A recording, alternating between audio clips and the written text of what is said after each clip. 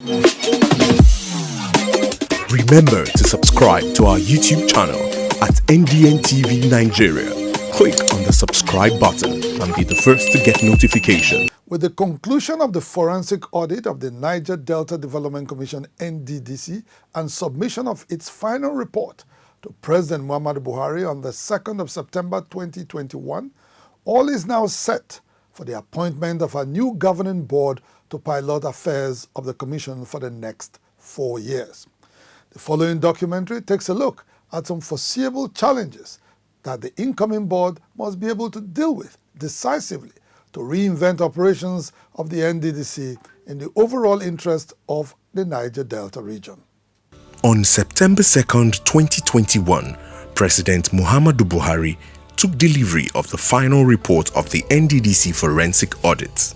The report, received by Nigeria's Minister of Justice and Attorney General of the Federation on behalf of President Buhari, reveals that the NDDC had received about 2.4 trillion naira in statutory allocations between 2001 and 2019 and had over 13,000 projects at various stages of completion in the period under review.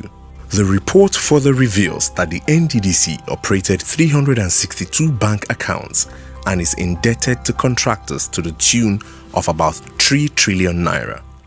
As a brief highlight of the report suggests, the NDDC had been bedeviled with managerial issues for several years, a situation that accounted for its poor service delivery to oil-producing communities in the Niger Delta in the recent past. The outcome of the forensic audit report undoubtedly lends credence to allegations of corruption and mismanagement in the NDDC by leaders of the Niger Delta, notably state governors, who at a meeting with President Buhari in October 2019 called for a scrutiny of the Commission's activities. Immediate past governor of Bayelsa State, Senator Henry Seriake Dixon, had made the request on behalf of state governors in the Niger Delta.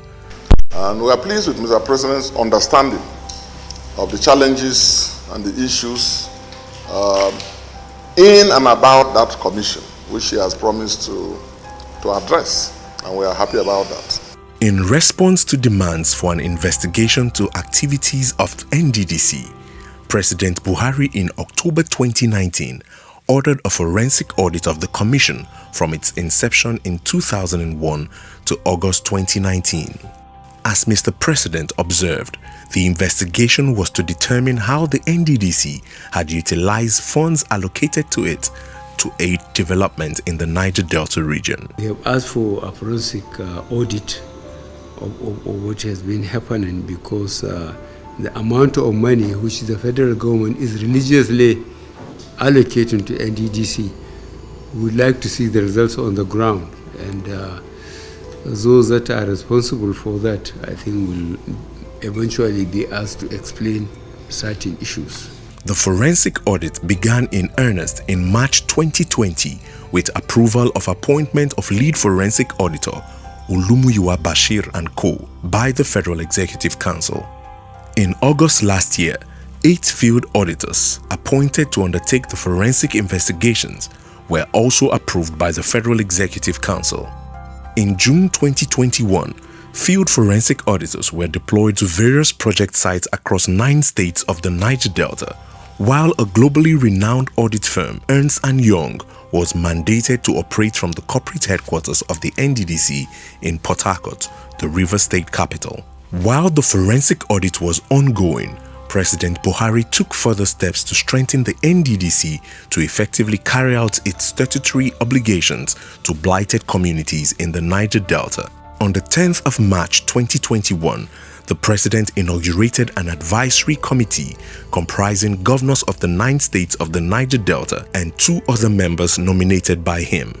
The NDDC Advisory Committee, as provided in Part 3 of its Establishment Act, is charged with the responsibility of advising the Commission's governing board and monitoring its activities to ensure compliance with set rules and regulations. The intention of the NDDC Act in making provision for an advisory committee is also to foster collaborative efforts between the Commission and member states to harmonize development projects for the benefit of the region as a whole. However, the committee had been ineffective for reasons attributed to political differences until it was reactivated by the President, who during its inauguration advised members to work collectively for the common good of the people. Our decision to inaugurate this committee ahead of the constitution of the board is to enable us to develop insights into the affairs of the Commission, which will properly guide the board when constituted. I look forward to seeing positive changes in the affairs of the Commission as well as the ground in the Niger Delta region. Delta State Governor Ifeanyi Okowa, who spoke on behalf of his colleagues, said the inauguration of the NDDC Advisory Committee was a bold step taken to reposition the Commission for improved service delivery. There is no doubt that the Advisory Committee has quite a lot of role to play.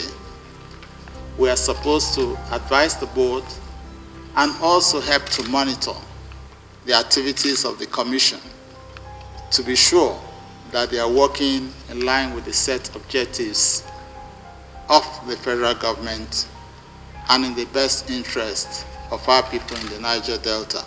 The recent submission of the final report of the NDDC forensic audit is undoubtedly the culmination of efforts made in the last 2 years to strengthen the Commission to effectively deliver on its mandate as an intervention agency. Moreover, its recommendations are expected to serve as a template for the incoming board to effect positive change in the system. It will be recalled that President Buhari in August 2019 named a 16-member board led by Dr. Pius Odubu, a former deputy governor of Edo State, as chairman. After the newly appointed board was successfully confirmed by the Senate in October 2019, President Buhari in January 2020 disbanded the Pius Odubu-led board, which with the benefit of hindsight was wrongly constituted. The disbandment of the Pius Odubu-led board had brought the presidency and the Senate on a collision course as the nation's apex lawmakers insisted that the board, having been confirmed, should immediately take charge of the NDDC. Reacting to the raging controversy over disbandment of a board that was dead on arrival at the time, Port Harcourt-based human rights lawyer Festus Oguche had maintained that it was the constitutional prerogative of the president to make appointments and withdraw same as he so wishes in any circumstance. The legislature can act as a pressure body to get the president to toe a particular line, but I don't think they have the power, legislatively speaking, constitutionally speaking, to usurp the president's appointment or to do anything to thwart whatever appointment has made or whatever structure has formed. It is purely an executive thing. While the Pius Odubu-led board is out of contemplation in the anticipated governing board of the NDDC, not a few Niger Deltans are concerned about the crop of individuals that will be appointed into the next board. A youth activist in the Niger Delta, Bright Abali, looks forward to a board that will implement recommendations of the NDDC forensic audit to the letter and invigorate it to improve on its service delivery to communities in the Niger Delta. We want the best people, the best hand drawn from the whole state to come and lead the Niger Delta management, the commission's management. And when they do, let them swing into action to make sure that the things that hinder development in the region that resulted to the setting up of the forensic audit should be checked. As the final report of the NDDC forensic audit reveals, over 13,000 projects were not completed by the Commission between 2001 and August 2019. Immediate past president of Isoko National Youth Assembly, Comrade Ovie Mrakbo, expects therefore that the incoming board would evaluate all pending projects and see to the completion of visible ones rather than embark on new projects. I don't think it will be appropriate or it will be wise for the incoming board to begin to initiate new projects. I think they need to look at the project that have been awarded, over the contract that have been awarded, the level of execution, and see the level, their viability too, and the impact that they will have on the people of the region. Such projects with huge impact on the people need to be completed so that people can actually take ownership of those projects. Spokesperson of Niger Delta Rights Advocate, Comrade Darlington Nwauju, who also agrees that all projects at various stages of completion should be completed by the incoming board, advises it to adopt a medium-term plan to industrialize the Niger Delta region. He says this course of action has become expedient to generate employment and reduce poverty and tension in the region. You cannot alleviate or tackle poverty when you are not creating jobs. When production and productive sectors are not up and doing, they are not working.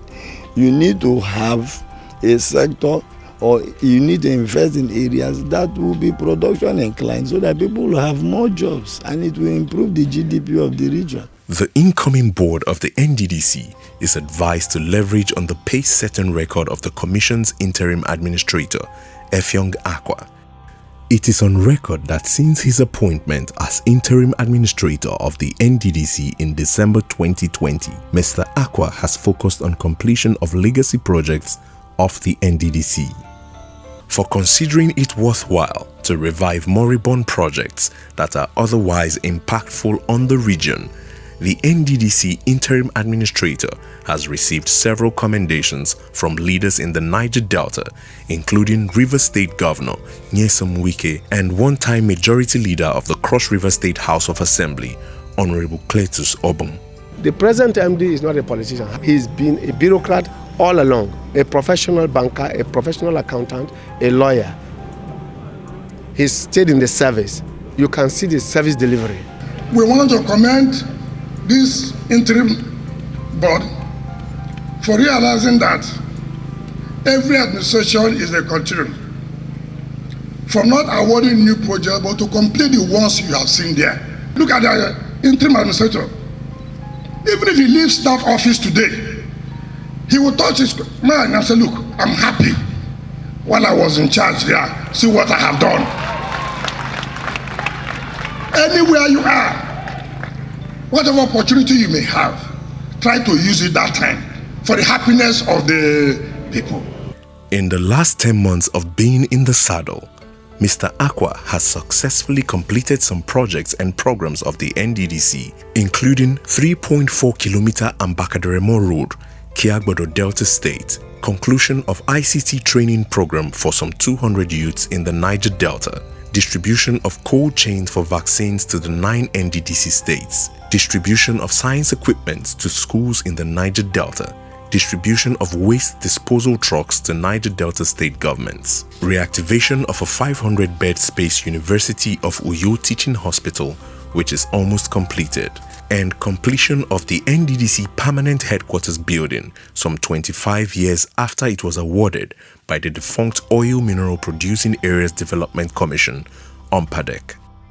With the completion of the NDDC headquarters building project in Port Harcourt, the Commission is expected to save huge sums paid annually on rent and now has a more conducive environment to operate. House Committee Chairman on NDDC, Honorable Olubunmi Ojo, gives the credit to the visionary leadership of President Muhammadu Buhari and the tireless efforts of Supervising Minister of the NDDC, Senator Godswill Akpabio, in implementing Mr. President's vision for the Commission and the Niger Delta region. I would like to appreciate the commitment of President Muhammadu Buhari.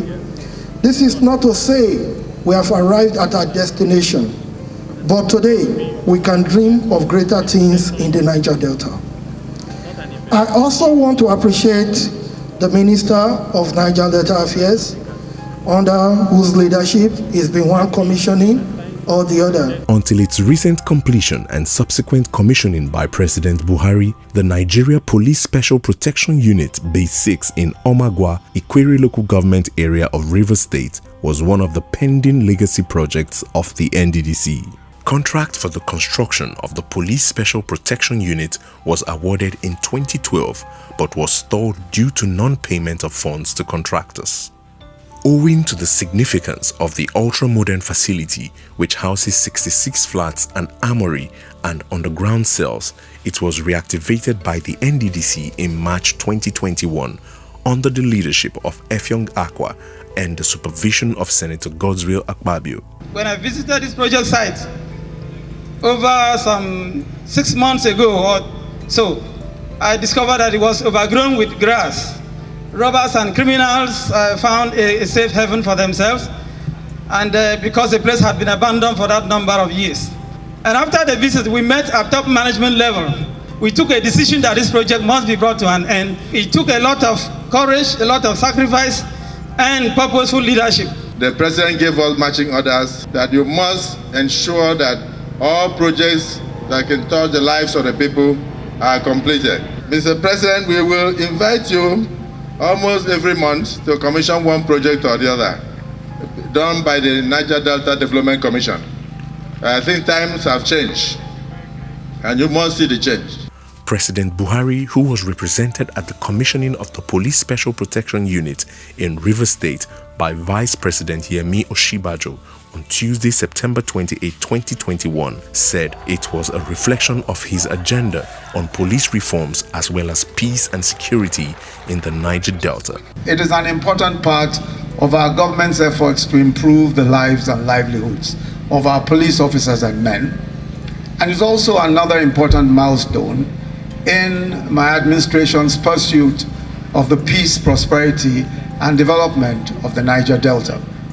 Like all government agencies and parastatals, the NDDC is subject to legislative oversight to check on wholesome practices and promote good corporate governance in the system. However, the frosty relationship between members of the National Assembly and successive interim management committees of the NDDC prior to AKUGHA's appointment in December 2020 remains a sad development Niger Deltans would not want to experience again during the tenure of the incoming board. At a press briefing in Port Harcourt, former acting managing director of the NDDC, Professor Kemebradi Kumo-Ponde, had accused the National Assembly of deliberately delaying approval and passage of the Commission's annual budgets to the extent that critical projects were left unexecuted. The former NDDC boss further alleged that even when budgets were eventually approved, usually weeks into their expiration in a preceding financial year, they were padded with projects that had little or no bearing on the development of the Niger Delta by members of the National Assembly. In his response, Chairman of Senate Committee on Niger Delta, Senator Peter Nwomboshi, had debunked claims of Professor Ponde, noting that the National Assembly followed due process in its dealings with the NDDC. While the NDDC has enjoyed a more cordial relationship with members of the National Assembly in the current interim administration of AKUGHA, Niger Deltans look forward to a more vibrant legislative oversight of the Commission under the leadership of the incoming board. In his analysis of poor service delivery by the NDDC in time past, Rivers State Governor Nyesom Wike blames it on misguided legislative oversight and undue political interference from the executive arm of government. You see competition in National Assembly. Which of the projects will be included in the NDDC budget? Every now and then the MD will be running to Abuja to seek from the office of RGF, from the presidency before, which contract to award. Let nobody say that the problem of NDDC is only the of Niger Delta. No. The problem of NDDC is entire Nigeria. You have the Abuja problem and you have the Niger Delta problem.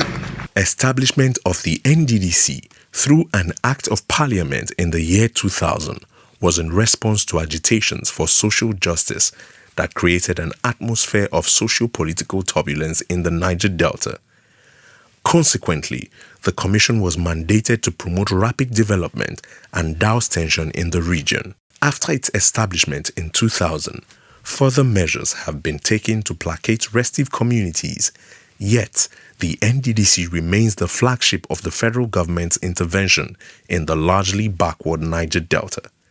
And this explains the huge demands being made on the Commission by several groups in the region. The incoming board of the NDDC is expected, therefore, to take cognizance of pitfalls it must avoid to place the Commission in a right stead to deliver on its mandate as an intervention agency.